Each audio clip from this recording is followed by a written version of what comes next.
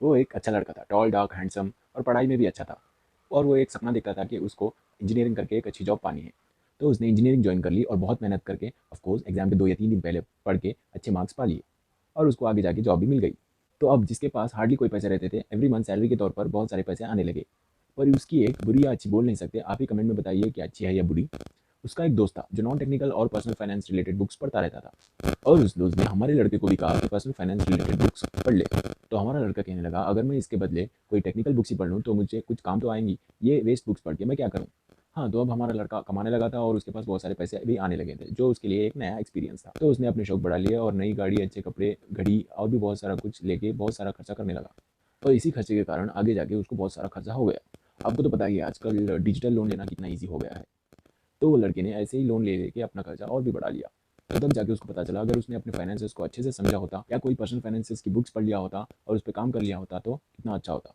तो moral of the story ये है कि हमको अपने फाइनेंसेस पे अच्छे से ध्यान रखना होगा।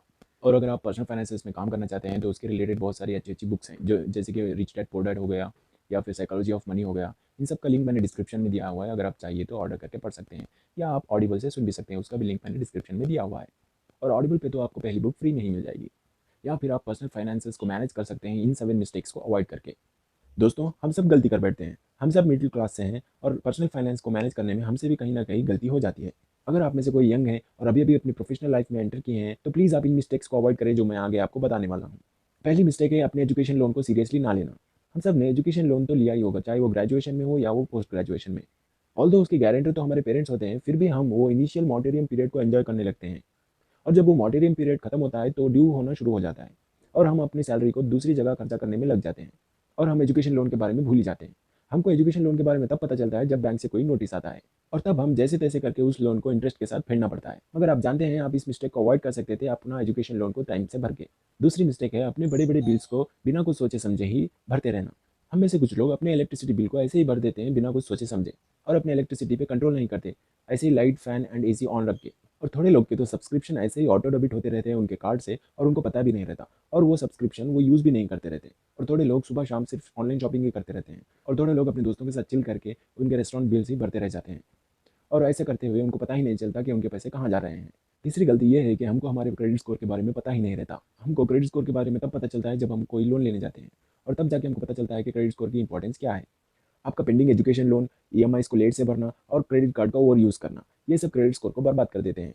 तो आप अपने क्रेडिट स्कोर को हमेशा ध्यान रखें और उसके हिसाब से ट्रांजैक्शंस करते रहें। फोर्थ मिस्टेक, ये बिल्कुल अपोजिट वाली मिस्टेक है। ये मिस्टेक्स उनसे होती है जो बहुत सारे सेविंग्स करना चाहते हैं। थोड़े लोग लॉन्ग टर्म लिक्विड एसेट्स में सेव करना स्टार्ट कर देते हैं। ऑफ कोर्स इससे आपका बहुत सारा सेविंग्स हो जाएगा, मगर जब आपको पैसों की ज़रूरत पड़ेगी तो इन एसेट्स से पैसे निकालना बहुत मुश्किल होता है, जैसे कि वीपीएफ, ईपीएफ एक्सेट्रा। हम यंगस्टर्स की लाइफ में बहुत सारे ऐसे इवेंट आते हैं जहां हमको लिक्विड कैश की ज़रूरत पड़ती है, जैसे कि शादी, holidays with friends and family या फिर हायर एजुकेशन। इसलिए अपने पैसों को इलिक्विड एसेट्स में फंसाना अच्छी बात नहीं होती। फिफ्थ मिस्टेक है कोई भी इंश्योरेंस का ना होना या फिर कोई भी वर्थ पेइंग इंश्योरेंस का ना होना। हम ये सोचने लगते हैं हमारे पास तो खर्चा करने के लिए ही पैसे नहीं है, तो इंश्योरेंस कहाँ से लें। मगर आप ये सोचना भूल जाते हैं कि आपके पास तो खर्चा करने के लिए ही पैसे नहीं है, अगर कोई इमरजेंसी आ गई तो आप पैसे कहाँ से लाएंगे। इसलिए कोई भी इंश्योरेंस होना आपके या आपके फैमिली के लिए बहुत ज़रूरी है। सिक्स्थ मिस्टेक है हम खुद को पर्सनल फाइनेंस के बारे में एजुकेट ही नहीं करना चाहते। हम खुद ही अपना आईटी रिटर्न फाइल कराते हैं दूसरों को पैसे देकर और हम खुद का bank statement and credit card statement तक देखना पसंद नहीं करते। हमको ये भी पता नहीं रहता कि टीडीएस क्या है और रिफंड क्या है। हम सोचते हैं ये सब तो बहुत कॉम्प्लिकेटेड चीज़ें, हमको इसमें नहीं पढ़ना।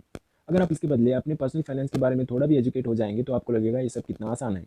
और सातवीं और आखिरी मिस्टेक ये है कि हम अपने पार्टनर के साथ अपने पर्सनल फाइनेंस को शेयर ही नहीं करते।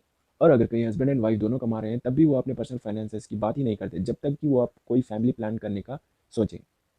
तब जाके वो थोड़ा थोड़ा जमाना स्टार्ट करते हैं, मगर तब भी वो कोई स्ट्रिक्ट रूल बना नहीं सकते जिससे कि बहुत सारा पैसा जमा हो सके। तो आपको सजेशन ये है कि आपके पार्टनर्स के साथ अर्ली पर्सनल फाइनेंसेस के बारे में बात करना स्टार्ट कर दें। अगर आप ऑलरेडी इन सब मिस्टेक्स में फंस गए हैं तो भी डरिएगा नहीं, क्योंकि आपके सिर्फ 9 या 10 साल ही गए होंगे, आगे और 20 या 30 साल भी आप अर्न करेंगे। तो इन मिस्टेक्स को अवॉइड करके आप अपनी लाइफ को लीड करें। तो दोस्तों, आप इन सब मिस्टेक्स को अवॉइड करें और देखिए आपके पास कितना लिक्विड कैश बचता है। और कोई यंग प्रोफेशनल अगर इस वीडियो को देख रहे हैं तो आप अर्ली इस मिस्टेक्स को समझें और पहली सैलरी से ही अपना सेविंग प्लान कर लें। तो आज के लिए बस इतना ही। अगर ये वीडियो वैल्यूएबल लगे तो लाइक, शेयर, कमेंट करना मत भूलिएगा। और ऐसे ही personal growth, job related and business information को जानने के लिए सब्सक्राइब करें हमारे channel do it when you know it को। थैंक यू, जल्दी मिलते हैं।